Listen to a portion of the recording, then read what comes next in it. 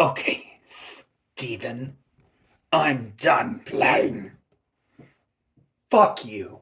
Stephen tries to get up, but slips on his own blood and the effluvia of disgusting film that now lines this twisted study. It hadn't been there before. The room is becoming worse. The room with its endless black sky. This twisted reality that may be his final resting place. He thinks of his wife. Ex-wife? Whatever. And his child. His life beyond the bureau. The light beyond the darkness of his world. She stands over him as he gives up. She can smell his want to stop fighting. He needs to just stop and find peace. She envies that smell. All she smells like is rot and cinders, and the need to bleed reality dry. I am no longer of this world. Not anymore. So, I shall slit its throat, just for fun. She will. Oh, yes, she will. Yes. Yes, I will. Voices echo from beyond as Stephen can only lay there. Dawn as a steak grilled too long, too weak to do anything more. Too weak to do any more fighting.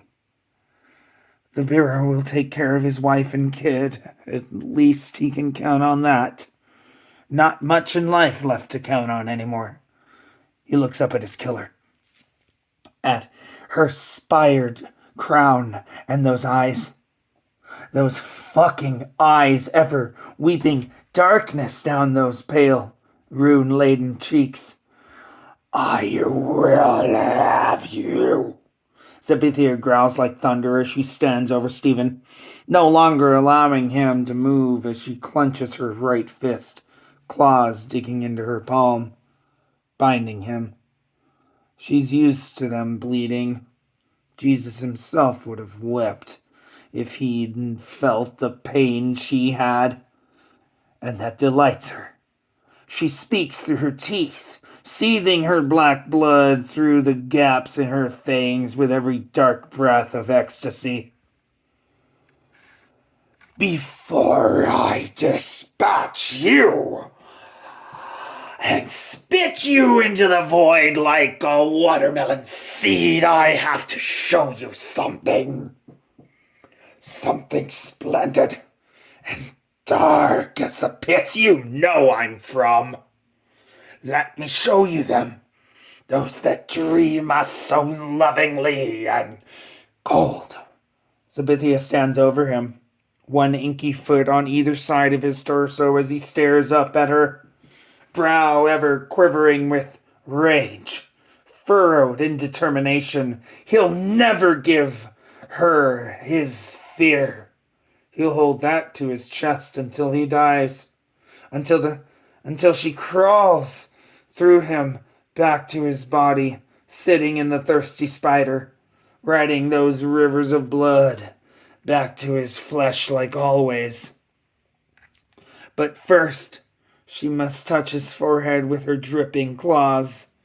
As they say, Stephen, look at me.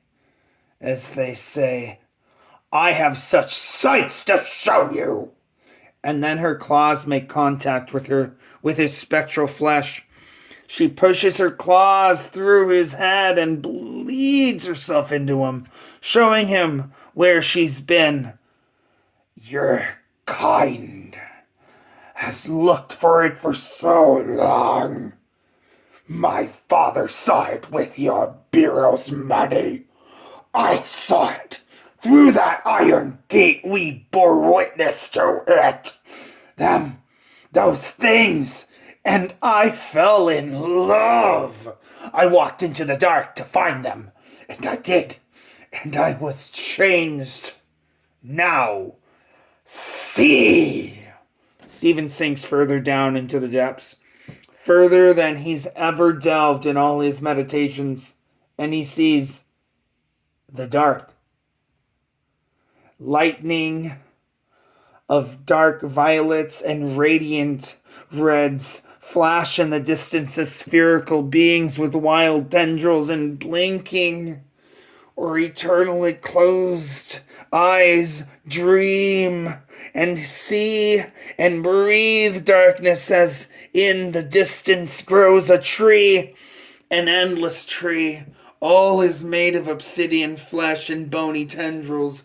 No sky, no floor, just interlocking worlds of tentacles growing from all the spherical beings who are dreaming. Stephen doesn't know how he knows they are dreaming, but he can feel it the way one does in a dream. Conceptually, he knows they are dreaming as he dreams of them dreaming of him, of everything.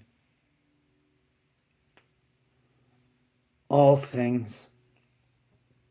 And I alone own their power.